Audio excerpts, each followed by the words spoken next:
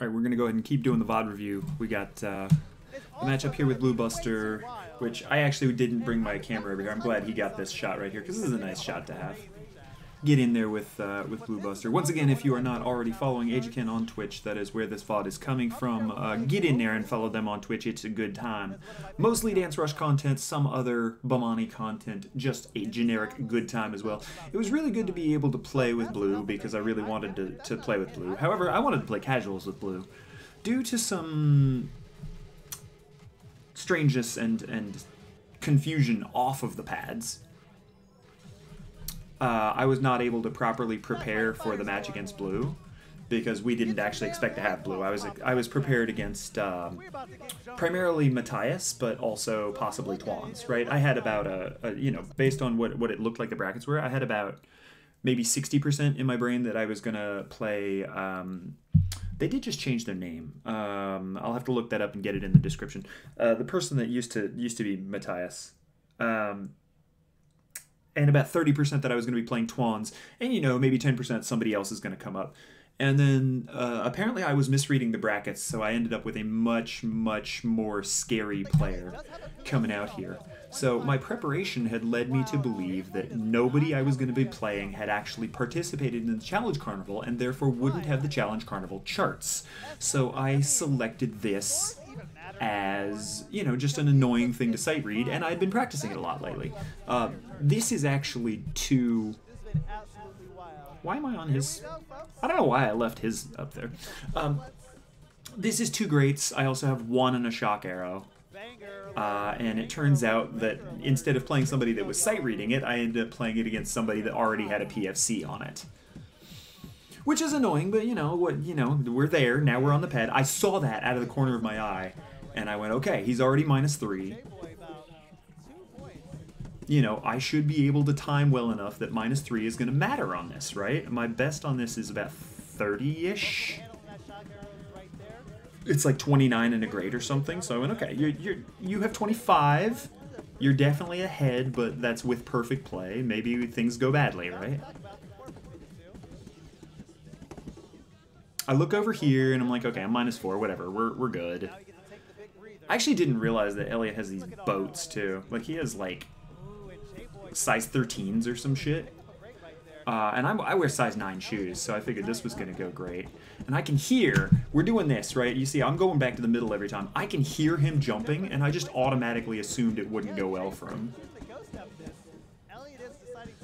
And like, I have that 1 second where I look over during the break there, and I'm like, okay, we're close, but I'm behind. I'm not gonna lie, I actually am gonna cry about choking this. I've come very, very close to this PFC multiple times, but I almost never get out of the shock arrow, the jump shock arrow section. So getting out of there and then choking it is gonna make me cry. Exactly what Ajakin's saying. The MA on this, he is what matters. And I just don't have it. It's very sad. I absolutely was counting this as pretty safe just because I'm not going to lose it to somebody who's sight reading. And then just with one thing or another, I'm pretty out of it at this point. I'm annoyed at how that went.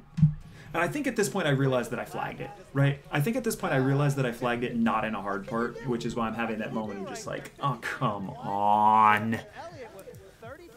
And he does it. He does a great job. He hits that shock like right at the beginning and then plays really, really well after that. And just has good timing. Sorry, I'm skipping ahead just a little bit because I know we took quite a bit of a rest. As one could expect, whenever anybody has to nominate an 18 to play against me, I was pretty much always going to take it, even if it wasn't really great for me, because I'd rather just play hard stuff and try to, you know, try to make people play hard stuff with me. And I know against really, really solid timing players like this, you know, I know this is a trap. I know he's going to be just inherently very good at it.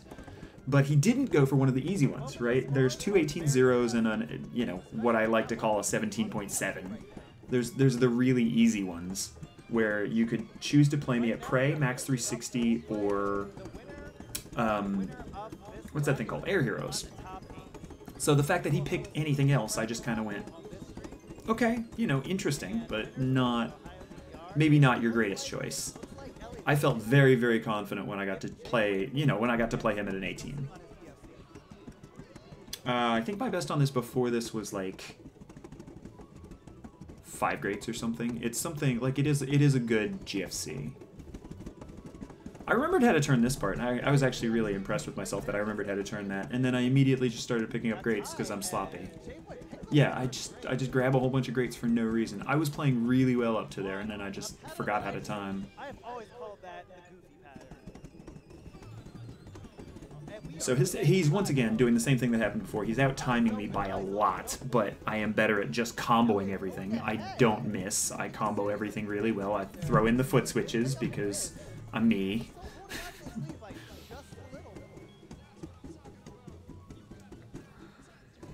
So this was not actually in my preparation. I assumed nobody would be crazy enough to try and pick something like this on me except maybe Dave.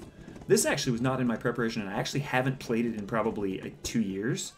But I felt okay about it until right about there when I look over and realize I'm down 20 and I've actually lost it.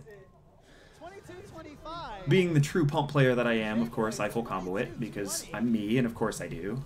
And then, as usual, win money score. It's not. I know it's not a thing. I'm just gonna keep complaining about it anyway. Oh, I guess I should make that point on the other one, shouldn't I? I guess I should make that point on the other one, shouldn't I? Where's my result screen? Where's my result screen? Where's my result screen? Just to keep hammering home my my constant refrain of EX score is bad. I'm not 100% serious about that. I understand why it's used. I'm just trying to do it to get a rise out of people. It is a little bit true, but it's not, you know, we're all very much understanding that this is what we're using. It just feels bad when it keeps happening over and over and over. Definitely great job to Blue all day. He definitely played very well before this and played very well in this pod. And it is really exciting to play with you. I just wish we had played some casuals, man. Why do we have to do this in the middle of the event? So that's 2 down. I do want to check out my other match from this event shortly. We'll come back with some VOD review. Once again, thank you to everybody who showed up in the commentary, showed up to support, you know, me or my opponents. Just really exciting to be back to events. And we'll come back and do one more of these VOD reviews soon. Bye for now.